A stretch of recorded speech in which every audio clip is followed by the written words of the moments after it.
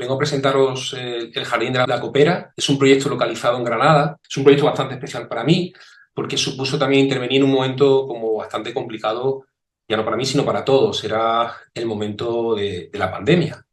De hecho, esto fue un proyecto que no hubiera surgido si no hubiera existido la pandemia. Es decir, esto casi se puede entender como esas oportunidades, ¿no? Derivadas de las crisis. El Jardín de la Copera es un proyecto localizado en un polígono industrial en las afueras de la ciudad de Granada, digamos, en el territorio de la Zubia, que es un pueblo anexo, un polígono industrial inserto en medio del tejido de la Vega, el territorio fértil de la ciudad, en un lugar caracterizado por esas desestructuraciones de periferia, la ciudad inacabada, esas condiciones de lo suburbano. Y en este lugar, la Industrial Copera es una de las salas de música con más tradición en la ciudad de Granada. Lleva desde los 80 funcionando, primero en otro polígono y luego se trasladó aquí recientemente, hace como unos 7 años. El impacto de la crisis, de la pandemia, que fue bastante, bueno, ya sabemos, el drama, ¿no?, que supuso para todos, pero en el caso a nivel económico, en el caso de la industria del espectáculo, pues supuso como un golpe brutal, ¿no? En el momento que se cercena la posibilidad de la reunión pública, pues estas salas que vivían de meter 500, 600, 1000 personas en este caso dentro de una nave, que es lo que hacían, pues resulta que se encuentra en una situación totalmente desconocida y sobre todo no saben las condiciones en las que se van a poder mover. Entonces resulta que esta sala había tenido la suerte de alquilar la parcela anexa a la nave industrial que ocupaban, que alquilaban, ¿no?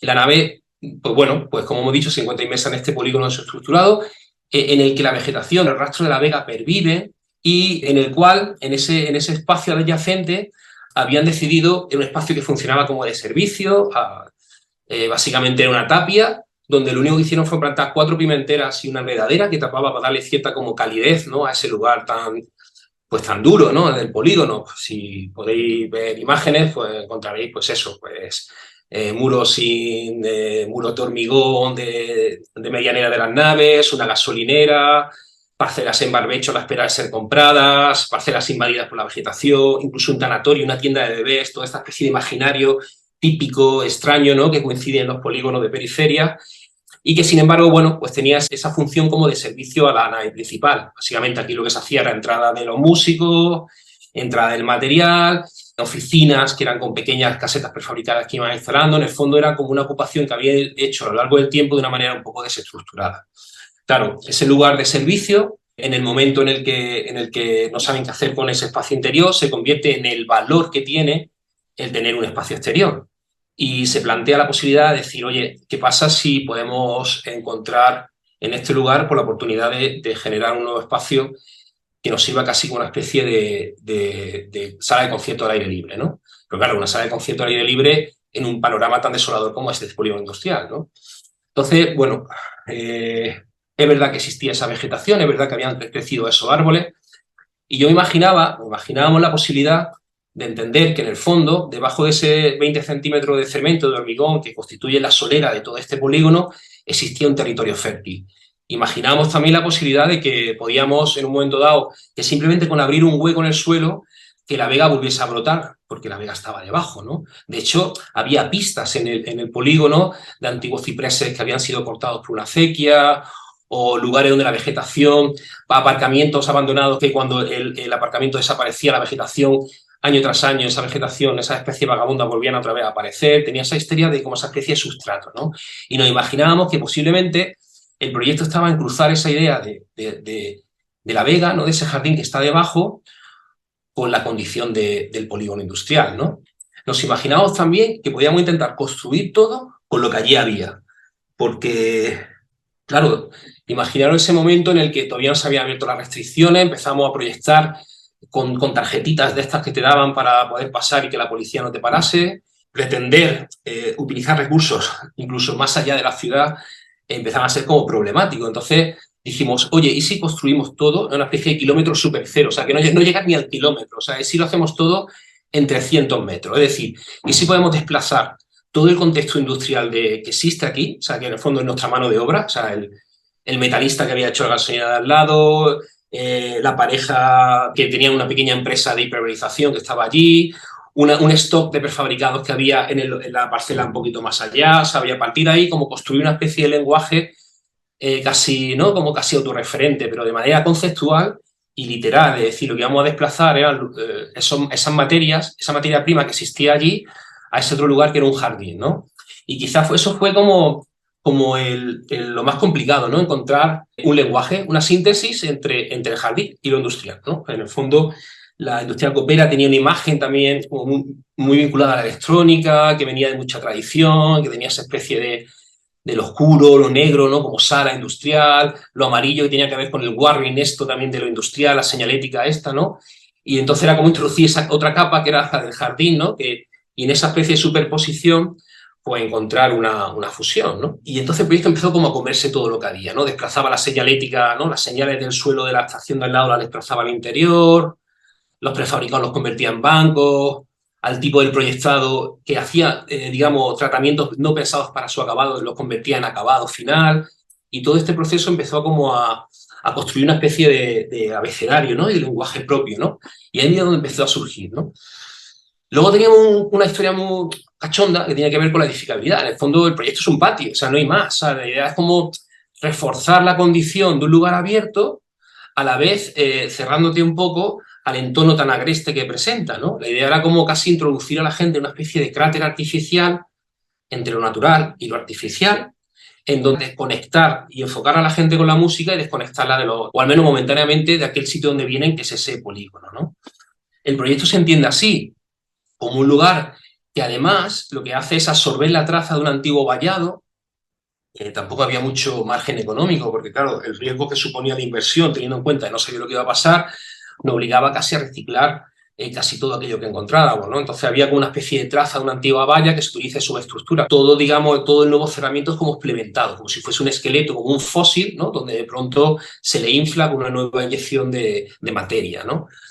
El proyecto presenta una planta baja muy sencilla. De hecho, el hecho de construir el jardín nos ayuda a cambiar la organización de la sala. La sala ya no se entra como antes, que es abrir una puerta y encontrarte en ese espacio de una altura, sino que el jardín funciona como zaguán. Es decir, tú entras a un espacio que te distribuye y bien o entras a la sala o entras al patio del jardín, que está enfocado al escenario, un espacio rodeado de árboles, rodeado de una masa, como veremos, de un proyectado de hormigón pintado en negro que tiene ese carácter casi como de orgánico, ¿no? Que te permite como tener como esa condición sintética que también representa la música, ¿no? Que yo creo que era como importante trasladar, esa condición entre lo natural y lo artificial, y aparte también nos sirve como vestíbulo de subida al palco, ¿no? Que es ese lugar nuevo que permite, por un lado, la conexión con el escenario y, por otro lado, también una nueva conexión con las vistas de la ciudad.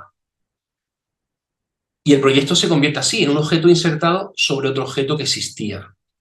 A nivel estructural, en el fondo hay un trabajo como muy sencillo, como muy repetitivo, como muy modular, de construir esa cáscara de escenario que responde a esa sección inclinada del escenario griego. Teníamos también, aunque teníamos una licencia de espectáculo, también había un esfuerzo por controlar un poco la onda sonora, ¿no? Y de hecho también por eso la rugosidad del material también ayudaba a no tener como muchas reflexiones, al ser las dos paredes paralelas. Incorporar pues, al final un programa de barra y de teatro, que es lo que al final ofrece este lugar, ¿no? Como digo, hay una operación de absorber la estructura existente con una nueva estructura que se repite, una estructura de acero construida tanto por la gente que trabaja en la copera de mantenimiento como con la gente con el equipo que construyó la gasolinera al lado. Es un tema que a mí me interesaba mucho, es decir, lo que hablábamos es como esa especie de trabajar con esa condición súper local, ¿no? Se establecía un contacto a través de un zócalo que conectaba las dos salas, los dos lugares, la sala abierta y la sala cerrada. Había un envolvente que permitía proteger tanto el interior como el interior de acero del proyecto, que era sobre el cual se proyectaba. Poliuretano expandido a exteriores que nos permitía dar como cierto aislante térmico al interior.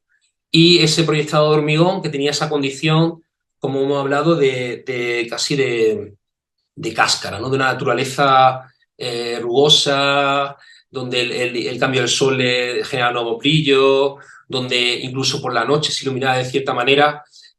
Uno no sabía saber a ciencia cierta sobre qué es lo que estaba tocando, si era un material natural o no, ¿no? Que, como vuelvo a insistir, era una condición que me interesaba mucho, ¿no? De lo sintético, ¿no?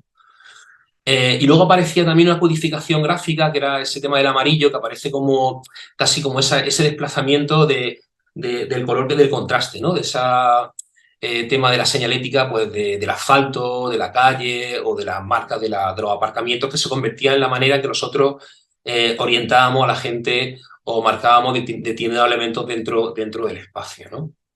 Y, por supuesto, la vegetación. El proyecto consigue mantener todas las falsas pimientas, que son los grandes árboles, incorporando nuevas. Se pega y consigue mantener toda la enredadera. A día de hoy la enredadera está espectacular, cada vez va mejor, y las falsas pimientas igual. O sea, ya se ha convertido en una gran arbolera que casi no permite ver los negros. Y las pendientes que se producen en el corte, en la propia sección del proyecto, lo que también nos ayudan a verter agua a dos o tres árboles que están como ya preexistentes. Un limonero que estaba detrás y otro pequeño árbol que estaba justo en una esquina, ¿no? De manera que, en el fondo, el proyecto también como que alimenta, ¿no? Deja que el agua, una especie de sistema, ¿no? Permita que ese jardín siga siempre vivo, ¿no? Si os fijáis en las imágenes que enseño de proceso, yo creo que se transmite como esa condición de lo industrial, ¿no? Hay un antes y un después, ¿no? De esa especie de construcción, pues se ve esa crudeza del acero hecho por el metalista de allí, de poliuretano, de la pareja que estaba también allí, del prefabricado, ¿no? De esta condición casi de que podía ser, pues, bueno, es un fragmento de paisaje de polígono, es un fragmento poligonero. Lo que pasa que es verdad que luego aparece esa otra capa, ¿no? Esa capa del programa, esa capa de la discoteca, esa capa del uso, que le da ese otro brillo, ¿no? El jardín se ha convertido como en un nuevo reclamo. La imagen, fijaros, la imagen de una discoteca de más de 20 años, una intervención como esta, se ha convertido como en la superactualización del programa, del proyecto, donde de pronto no solo ya funciona como quería, que era la sala en paralelo, sino se convierte en sala protagonista. Incluso, gracias a ellos, se han podido potenciar otro tipo de espectáculos que dentro de la nave industrial, pues a lo mejor quedaban como más descontextualizados. Por ejemplo, ha venido el flamenco, viene el jazz, ha venido incluso el pop, ¿no? Que en Granada tiene como un significado muy fuerte, ¿no? La cultura musical del rock y pop en Granada es bastante importante, y la Copera, estando dentro de ese circuito, era protagonista y ahora pues es capaz de llevar pues otro tipo de modelo de concierto que empiezan a las 6 de la tarde, y la verdad que está funcionando muy bien, ¿no? El Jardín de la Copera ha sido capaz de construir un fragmento de un paisaje en el interior de un lugar industrial, ¿no? Y dignificar ese lugar industrial precisamente a partir de esa condición de rescatar ese paisaje que estaba bajo ese suelo, ¿no? Industrial. Si algo me ha enseñado este proyecto es que todo lugar tiene una oportunidad, subyace bajo él, ¿no? Una oportunidad que lo puede convertir en un oasis maravilloso, ¿no? No hay lugar malo, lo que hay es oportunidad, ¿no? Siempre. Y en este sentido yo creo que este proyecto ha sido capaz pues eso, de servir a un uso en un momento complicado y a la vez, paradójicamente, sin el cual este proyecto tampoco hubiera tenido sentido, ¿no?